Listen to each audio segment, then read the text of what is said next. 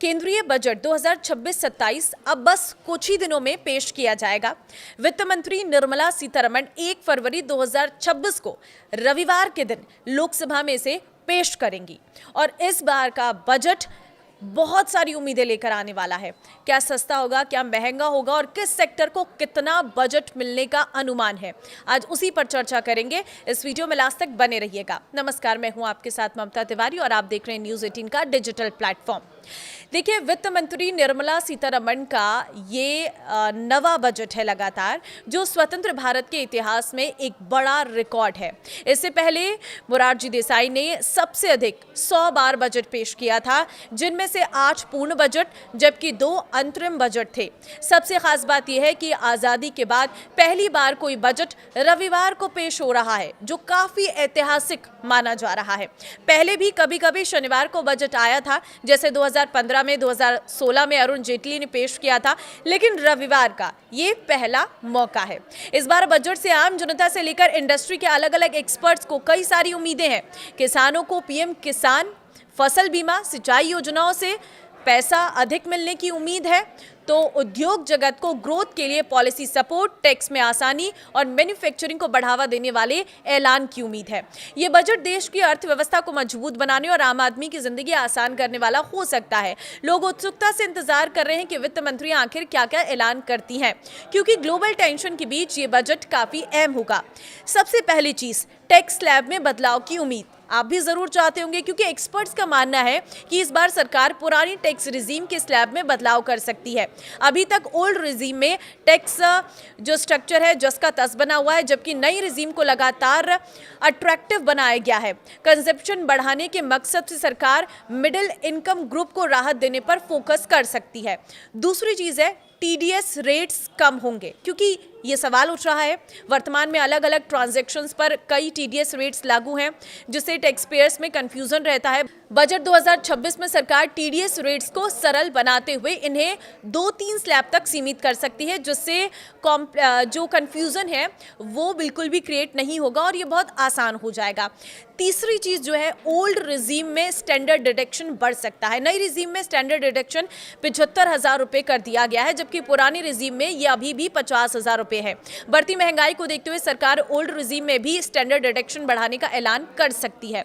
चौथी चीज है, पति पत्नी के लिए जॉइंट टैक्सेशन। ICAI की सिफारिश पर सरकार पति पत्नी के लिए जॉइंट टैक्सेशन सिस्टम लाने पर विचार कर सकती है। इससे परिवार की कुल टैक्स लायबिलिटी कम होगी और टैक्स सिस्टम संतुलित बन सकता है। देखिए, पांचवी चीज है, LTCG टैक्स फ्री लिमिट में बढ़ोतरी। शेयर बाजार और म्यूचुअल फंड निवेशकों के लिए राहत की खबर आ सकती है। सरकार लॉन्ग टर्म कैपिटल गेन्स की टैक्स फ्री लिमिट को 1.25 लाख रुपए से बढ़ाकर 1.5 लाख रुपए कर सकती है। देखिए, बढ़ती महंगाई के बीच आम आदमी के लिए सबसे भारी बोझ घर और इलाज से जुड़ा खर्च माना जाता है। ऐसे में टैक्स पेयर्स उम्मीद कर रहे हैं कि टैक्स स्लैब में बदलाव के साथ साथ सरकार रोजमर्रा के जरूरी खर्चों पर छूट देकर उन्हें राहत दे। मौजूदा समय में होम लोन के जो ब्याज है उस पर 2 लाख रुपए तक की जो छूट मिलती है, ये प्रॉपर्टी की बढ़ती कीमतों के मुकाबले काफी कम मानी जा रही है।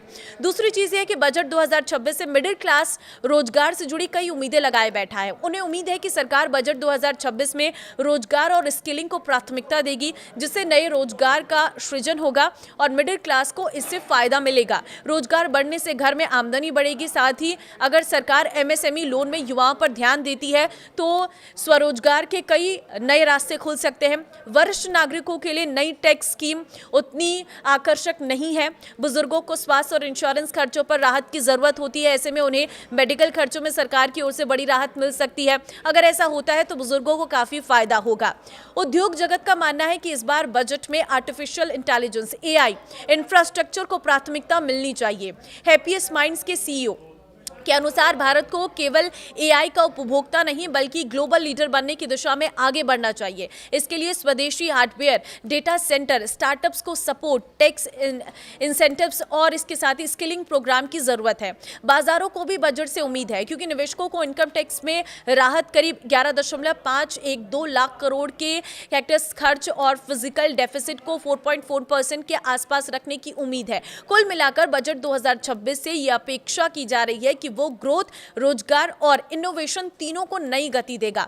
कई एक्सपर्ट्स का मानना है कि अगर बजट में एंट्री लेवल ईवी को टैक्स छूट, सब्सिडी और आसान फाइनेंसिंग के साथ शामिल किया गया तो ये देश के ईवी इकोसिस्टम के लिए गेम चेंजर साबित होगा। इससे घरेलू कंपनियों को उत्पादन बढ़ाने, नई तकनीक विकसित करने और रोजगार के नए अवसर बनाने का मौका मिलेगा। तो आपको क्या लगता है, इस बजट में क्या आना चाहिए जिससे आपको फायदा मिले?